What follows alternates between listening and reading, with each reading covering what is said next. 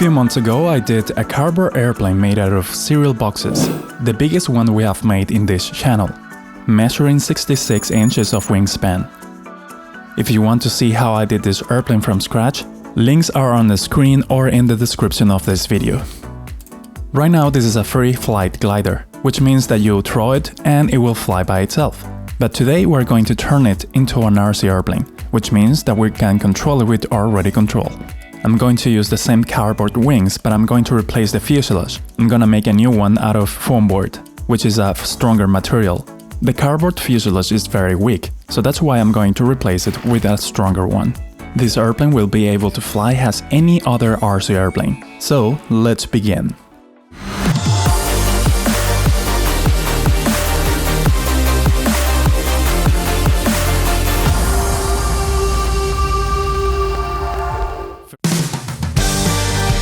Since we already made this airplane in a previous video, the wings are ready and we just need to make the fuselage, which is very easy to do.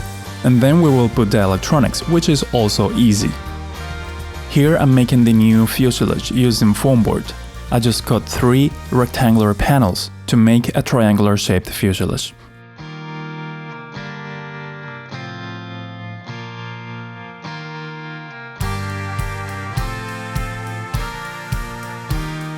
After I put together the fuselage, now it's time to get rid of some unwanted weight, especially in the tail area. I just cut enough material to make it lighter a little bit, but not compromising the structure and the strength of it. With the same material, I also made the horizontal and vertical stabilizers. You can still use cardboard to make them, but I prefer the strength of this material. Mostly because I'm going to use servos to control the elevator and rudder, and the cardboard is too flimsy. And with the strength of the foam board, I won't have a problem of elevator and rudder bending to one side or another. We glue everything together and it's done. Now let's take a look at the electronics we will need. I will use this small brushless motor and its speed controller. I will probably use this 5-inch 2-blade propeller, and we will also need 2 microservos. These 2 are very small. I will leave a list of recommended components in the description of this video. We will also need the receiver. I'm going to use this one, which is 4 channels and is very light. This receiver is compatible with FlySky radios. The only thing we need to do is solder the pin headers, but that's not a problem. And I'm going to use a 2-cell battery of 950 mAh, although a 3-cell battery will give you more power. Now I'm going to make a weight comparison. The free flight glider used these coins to balance its weight, and now we are going to replace this weight with the electronics. The original free flight glider load, it's 73 grams.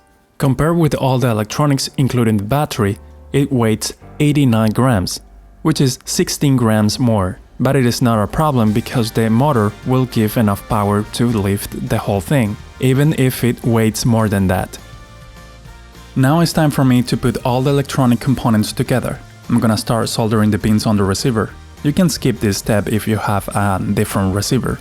Also, I ended up using different servos, a little bit bigger ones, because these are ultra micro servos, too small for this application. And then it's time to make the binding between the receiver and the radio control. This is a very simple step and it depends on the brand of radio and receiver that you're using, but it's almost always the same procedure. Now I'm using a 2-cell battery, which is more than 7 volts, and we're using an ESC that doesn't have a battery eliminator circuit or voltage regulator, which will convert this voltage to a safe 5 volts to power the receiver. And because we don't have that, we need to regulate the voltage somehow to power up the receiver and the servos at the same time. I was trying to do some crazy stuff, but it didn't work, so I ended up using a separate 1-cell battery to power up the receiver and servos. And now I'm going to glue the motor in place, putting it in the nose of the fuselage using epoxy, which is a very strong glue.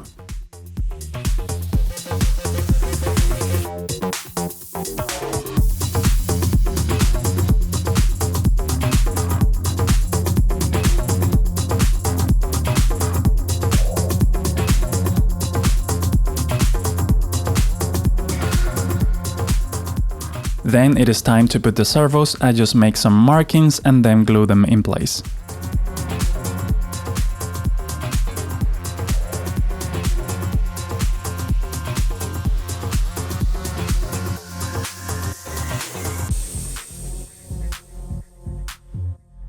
To be able to connect the servos to the receiver at this distance, you need some servo extensions. I made my own servo extensions to make them lighter, but you can buy servo extensions in any hobby store.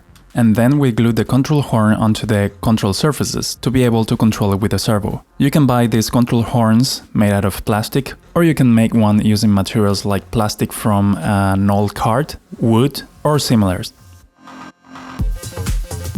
Once we have done that, the airplane is ready to go, so let's go out and start flying.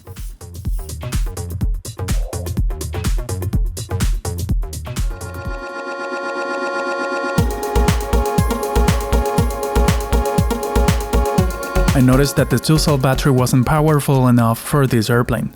So I swapped the battery with a 3-cell battery, which was a bit heavier, but it was giving more power to the motor. The weight difference is not too much since this battery is the same 950 mAh.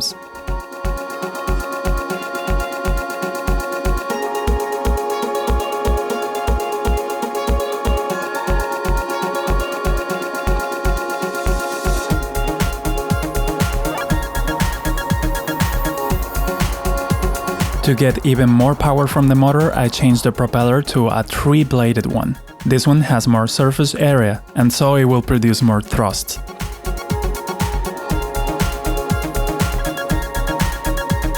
And the difference in performance is very noticeable. So let's keep looking at the flights.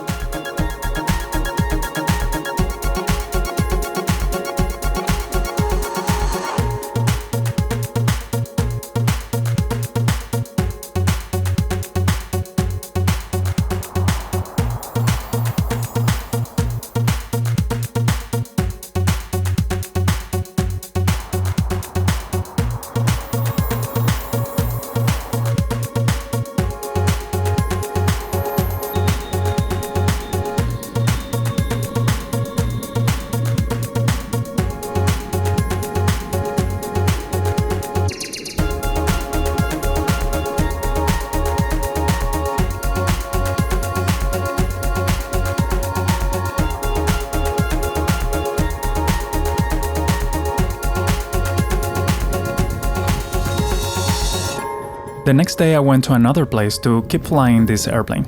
The only problem is that it was a little bit windy, but I still could fly it. What impresses me about this airplane is that the wings are made out of cardboard from cereal boxes. I mean, wings made out of cardboard in an airplane that flies like any other radio-controlled airplane. That's simply amazing. Of course, it doesn't fly as straight as a very well-made airplane, but it can still fly. This kind of cardboard is not the best material because it's very flimsy, flexible, and deforms itself.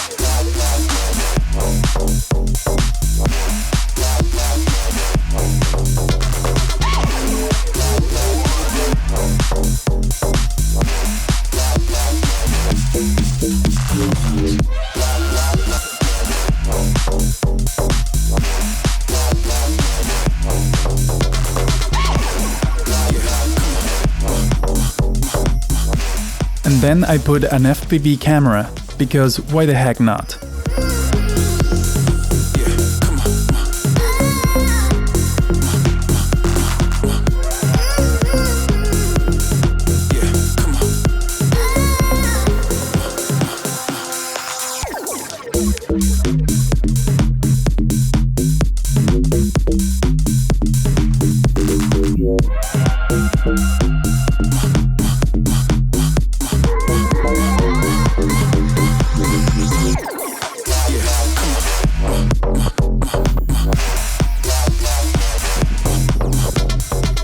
And after I kept flying for a few minutes, the cardboard couldn't stand it more, and it went bad.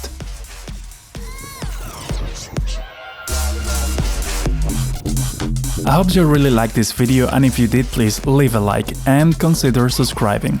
Also feel free to leave any comments on recommendations or any ideas for future videos. I'll see you in the next project.